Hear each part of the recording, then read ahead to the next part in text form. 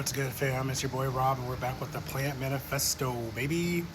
And I've been getting a lot of questions on my tips and tricks for this particular plant. So this video is actually going to be a 10 tips and tricks that I wish I would have known about the Monstera Ansonii Albo before I got mine.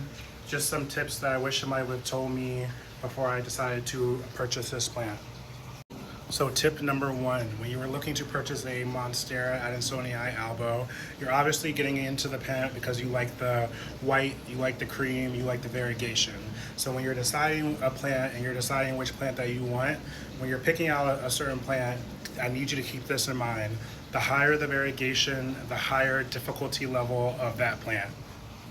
A Monstera Albo like mine that's going to be very, very highly variegated is going to take a lot more sunlight, and it's going to overall take a longer time for it to grow and for it to get large. It took me about 3 years to get to the point where I am now, and there's been plenty of times where this has been burnt down to a crisp and I had to restart it.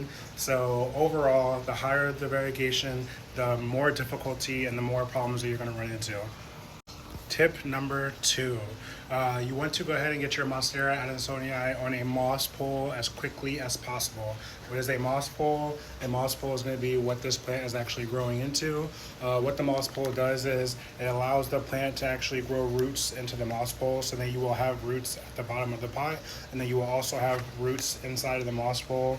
Once the plant feels a lot more secure and has those roots inside the moss pole, that is what allows it to get these giant leaves. So if you want to see your Monstera Ansonii Albo size up, you want to get it on a moss pole as quickly as possible. You might be asking yourself, when is a good time or what is a good size to put it on a moss pole? And I have that answer for you. If you look down here at the bottom of the plant, this is going to be a new vine that actually decided to come out of the bottom of the plant. So I'm pretty sure that this new vine decided to come out because it's very, very happy and just doing very well. And I knew that it was time for me to go ahead and to attach it to the moss pole because there were some aerial roots coming out of the back. So this is going to be the back of the plant, and these little brown roots out of here are going to be called aerial roots. Those aerial roots are going to be what you want to grow into the moss pole to allow it to feel a lot more stable and secure.